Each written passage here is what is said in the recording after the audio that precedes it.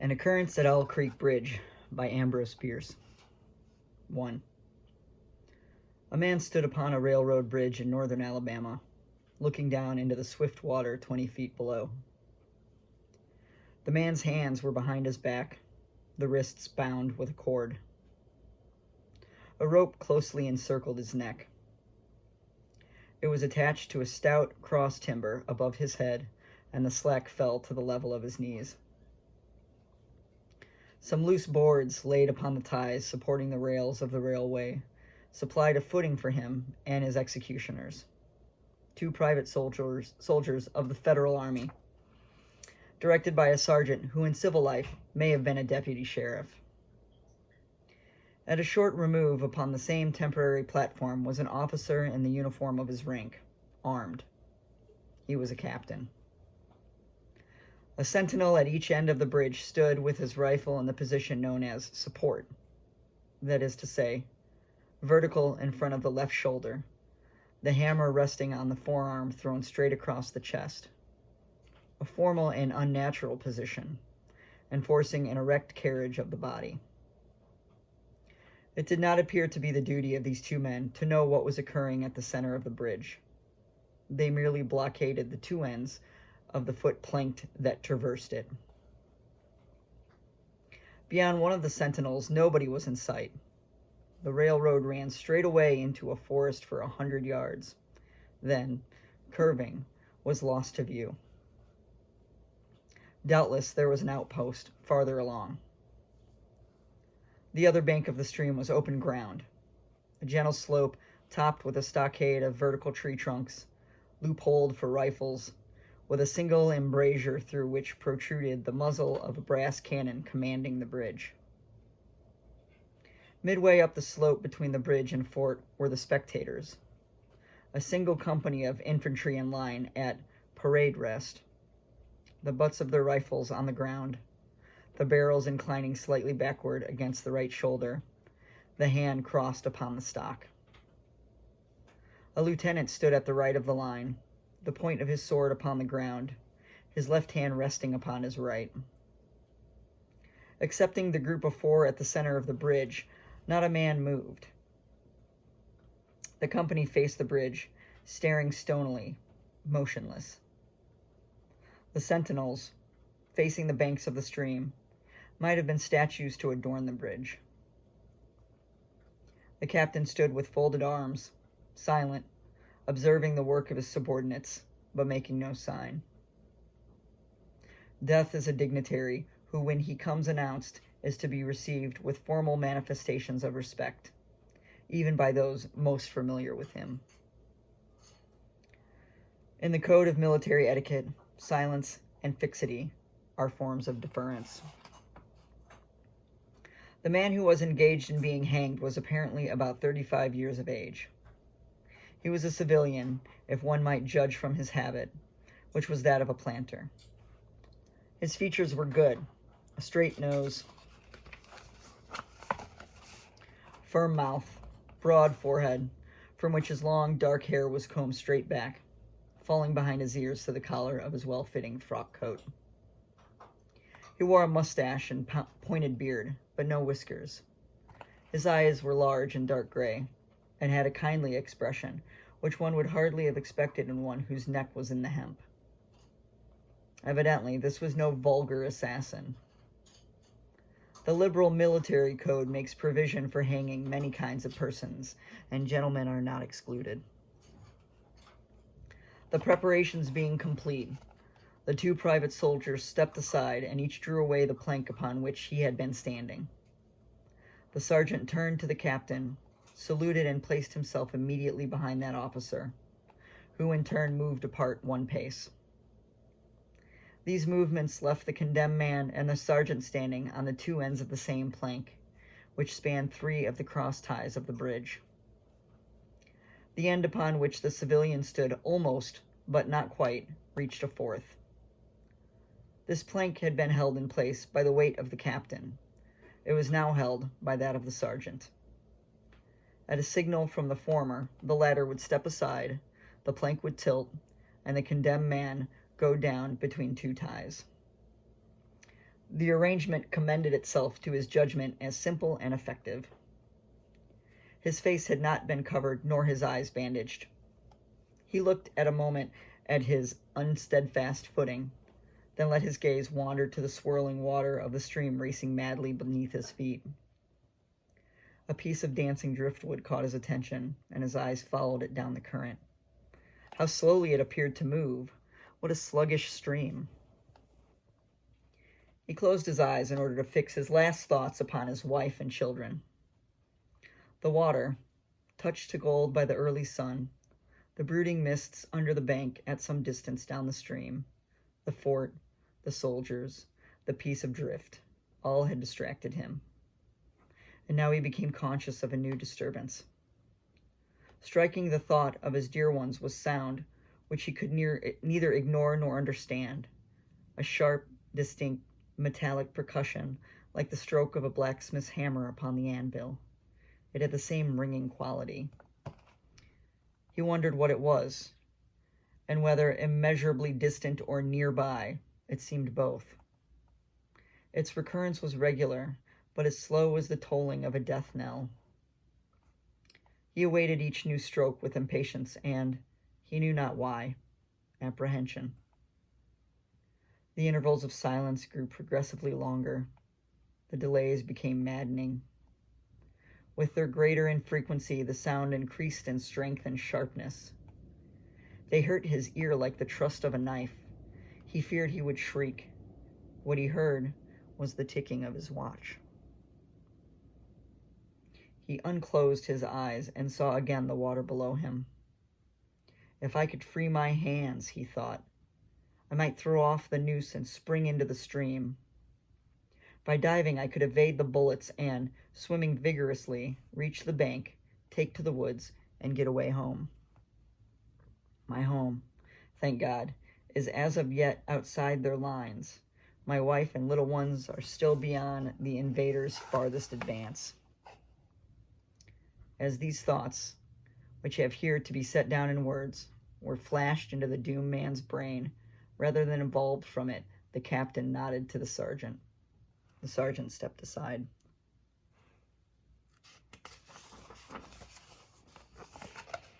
2. Peyton Farquhar was a well-to-do planter of an old and highly respected Alabama family.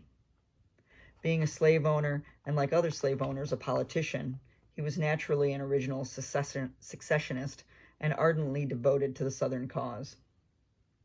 Circumstances of an imperious nature, which is unnecessary to relate here, had prevented him from taking service with that gallant army which had fought the disastrous campaigns ending with the fall of Corinth, and he chafed under the inglorious restraint, longing for the release of his energies, the larger life of the soldier, the opportunity for distinction. That opportunity, he felt, would come, as it comes to all in wartime. Meanwhile, he did what he could. No service was too humble for him to perform in the aid of the South, no adventure too perilous for him to undertake, if consistent with the character of a civilian who was at heart a soldier, and who in good faith, and without too much qualification, assented to at least a part of the frankly villainous dictum that all is fair in love and war. One evening, while Farquhar and his wife were sitting on a rustic bench near the entrance to his grounds, a gray-clad soldier rode up to the gate and asked for a drink of water. Mrs. Farquhar was only too happy to serve him with her own white hands. While she was fetching the water, her husband approached the dusty horseman and inquired eagerly for news from the front. "The Yanks are repairing the railroads," said the man, "and are getting ready for another advance. They have reached the Owl Creek Bridge, put it in order, and built a stockade on the north bank. The commandant has issued an order, which is posted everywhere, declaring that any civilian caught interfering with the railroad, its bridges, tunnels, or trains will be summarily hanged." I saw the order. "How far is it to Owl Creek Bridge?" Farquhar asked. "About 30 miles. "Is there no force on this side of the creek?" "Only a picket post half a mile out, on the railroad, and a single sentinel at the end of the bridge." Suppose a man, a civilian and student of hanging, should elude that picket post and perhaps get the better of the sentinel, said Farquhar, smiling. What could he accomplish? The soldier reflected. I was there a month ago, he replied. I observed that the flood of last winter had lodged a great quantity of driftwood against the wooden pier at this end of the bridge. It is now dry, and would burn like tinder. The lady had now brought the water, which the soldier drank. He thanked her ceremoniously, bowed to her husband, and rode away. An hour later, after nightfall, he repassed the plantation, going northward in the direction from which he had come. He was a Federal scout.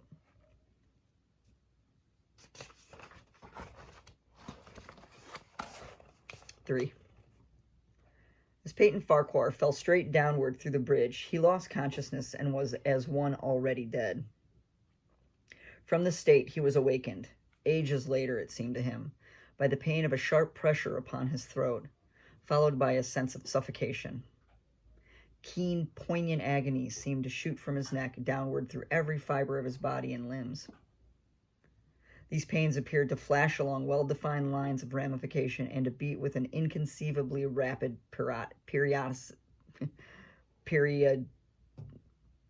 periodicity. They streamed like streams of pulsating fire, heating him to an intolerable temperature. As to his head, he was conscious of nothing but a feeling of fullness, of congestion. These sensations were unaccompanied by thought. The intellectual part of his nature was already effaced. He had power only to feel, and feeling was torment. He was conscious of motion, encompassed in a luminous cloud, of which he was now merely the fiery heat, without material substance. He swung through unthinkable arcs of oscillation, like a vast pendulum. Then all at once, with terrible suddenness, the light about him shot upward with the noise of a loud splash. A frightful roaring was in his ears, and all was cold and dark. The power of thought was restored. He knew that the rope had broken and he had fallen into the stream. There was no additional strangulation. The noose about his neck was already suffocating him, and he kept the water from his lungs. To die of hanging at the bottom of a river, the idea seemed to him ludicrous. He opened his eyes in the darkness and saw above him a gleam of light, but how distant, how inaccessible. He was still sinking, for the light became fainter and fainter until it was a mere glimmer. Then it became to grow and brighten, and he knew that he was rising toward the surface, knew it with reluctance, for he was now very comfortable. To be hanged and drowned, he thought. That is not so bad. I do not wish to be shot. No, I will not be shot. That is not fair. He was not conscious of an effort, but a sharp pain in his wrist apprised him that he was trying to free his hands. He gave the struggle his attention, and an idler might observe the feat of a juggler without interest in the outcome. What splendid effort! What magnificence! What superhuman strength! Ah, that was a fine endeavor. Bravo! The cord fell away. His arms parted and floated upward, the hands dimly seen on each side of the growing light. He watched them with a new interest as first one and then the other pounced upon the noose at his neck. They tore it away and thrust it fiercely aside, its undulations resembling those of a water snake. Put it back, he thought. He shouted these words to his hands, for the undoing of the noose had been succeeded by the direct pang that he had yet experienced. His neck ached horribly. His brain was on fire. His heart had been fluttering faintly, gave a great leap, trying to force itself out of his mouth. His whole body was racked and wrenched with an insupportable anguish, but his disobedient hands gave no heed to the command. They beat the water vigorously with quick downward strokes, forcing him to the surface. He felt his head emerge. His eyes were blinded by the sunlight. His chest expanded convulsively. With a supreme and crowning agony, his lungs engulfed a great draught of air, which instantly he expelled in a shriek. He was now in full possession of his physical senses. They were, indeed, preternaturally keen and alert. Something in the awful disturbance of his organic system had so exalted and refined them that they made record of things never before perceived. He felt the ripples upon his face and heard their separate sounds as they struck. He looked at the forest on the bank of the stream, saw the individual trees, the leaves and the veining of each leaf. He saw the very insects upon them, the locusts, the brilliant-bodied flies, the gray spiders stretching their webs from twig to twig.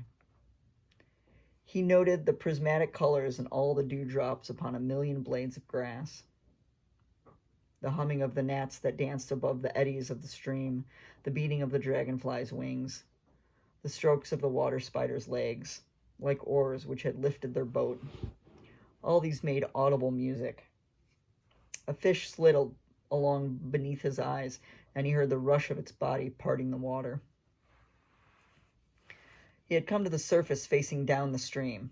In a moment the visible world seemed to wheel slowly round, himself the pivotal point, and he saw the bridge, the fort, the soldiers upon the bridge, the captain, the sergeant, the two privates, his executioners.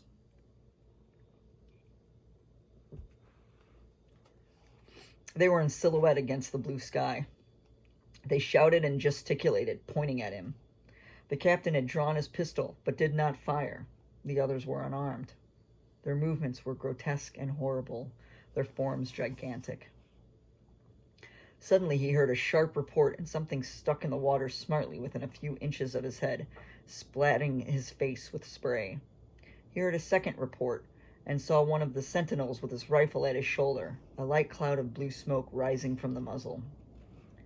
The man in the water saw the eye of the man on the bridge gazing into his own through the sights of the rifle.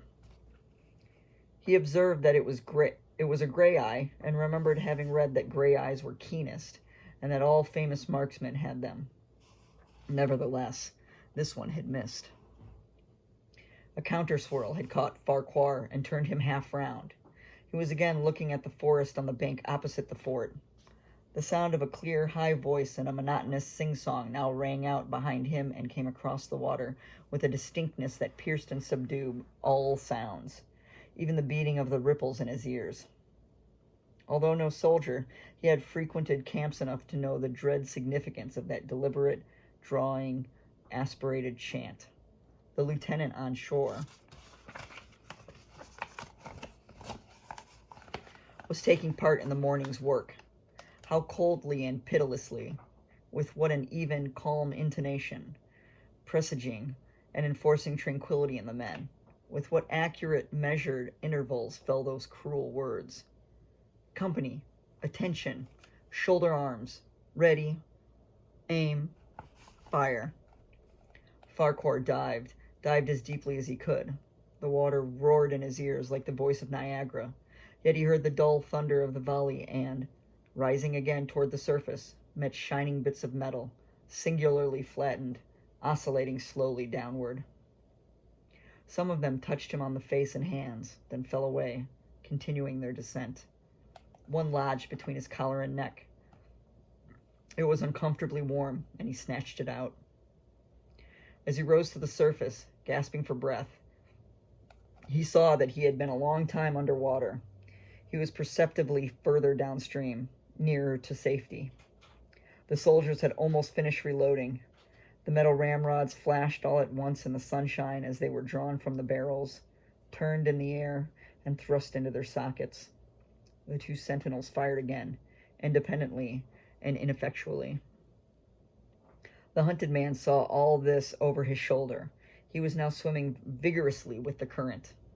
His brain was as energetic as his arms and legs. He thought with the rapidity of lightning. The officer, he reasoned, will not make that Marinet's error a second time. It is as easy to dodge a volley as a single shot. He has probably already given the command to fire at will. God help me, I cannot dodge them all. An appalling splash within 2 yards of him was followed by a loud, rushing sound. Diminuendo, which seemed to travel back through the air to the fort and died in an explosion which stirred the very river to its deeps. A rising sheet of water curved over him, fell upon him, blinded him, strangled him. The cannon had taken a hand in the game. As he shook his head free from the commotion of the smitten water, he heard the deflected shot humming through the air ahead, and in an instant it was crackling and smashing the branches in the forest beyond. They will not do that again, he thought. The next time they will use a charge of grape. I must keep my eye upon the gun. The smoke will apprise me. The report arrives too late. It lags behind the missile. That is a good gun. Suddenly he felt himself whirled round and round, spinning like a top. The water, the banks, the forests, the now distant bridge, fort and men, all were commingling and blurred. Objects were represented by their colors only, circular, horizontal streaks of color. That was all he saw. He had been caught in a vortex and was being whirled on with a velocity of advance and gyration that made him giddy and sick. In few moments he was flung upon the gravel at the foot of the left bank of the stream, the southern bank, and behind a projecting point which concealed him from his enemies. The sudden arrest of his motion, the abrasion of one of his hands on the gravel, restored him, and he wept with delight. He dug his fingers into the sand, threw it over himself in handfuls, and audibly blessed it. It looked like diamonds, rubies, emeralds. He could think of nothing beautiful which it did not resemble. The trees upon the bank were giant garden plants. He noted a definite order in their arrangement, inhaled the fragrance of their blooms. A strange roseate light shone through the spaces among their trunks, and the wind made in their branches the music of Aeolian harps. He had not wished to perfect his escape. He was content to remain in that enchanting spot until retaken. A whiz and a rattle of grape shot among the branches high above his head roused him from his dream. The baffled cannoneer had fired him a random farewell. He sprang to his feet, rushed up the sloping bank, and plunged into the forest. All that day he traveled, laying his course by the rounding sun. The forest seemed interminable. Nowhere did he discover a break in it, not even a woodsman road. He had not known that he lived in so wild a region. There was something uncanny in the revelation. By nightfall he was fatigued, footsore, famished. The thought of his wife and children urged him on. At least he found a road in which led him what he knew to be the right direction. It was as wide and straight as a city street, yet it seemed untraveled. No fields bordered it, no dwelling anywhere. Not so much as the barking of a dog suggested human habitation. The blank bodies of the trees formed a straight wall on both sides, terminating on the horizon in a point, like a diagram in a lesson in perspective. Overhead, as he looked up through this rift in the wood, shone great golden stars looking unfamiliar and grouped in a strange constellation. He was sure they were arranged in some order which had a secret and malign significance. The wood on either side was full of singular noises, among which, once, twice, and again, he distinctly heard whispers in an unknown tongue. His neck was in pain, and lifting his hand to it found it horribly swollen. He knew that it had a circle of black where the rope had bruised it. His eyes felt congested. He could no longer close them. His tongue was swollen with thirst. He relieved its fever by thrusting it forward from between his teeth into the cold air. How softly the turf had carpeted the untraveled avenue. He could no longer feel the roadway beneath his feet. Doubtless, despite his suffering, he had fallen asleep while walking, for now he sees another scene. Perhaps he has merely recovered from a delirium. He stands at the gate of his own home. All is as he left it, and all bright and beautiful in the morning sunshine. He must have traveled the entire night. As he pushes open the gate and passes up the wide white walk,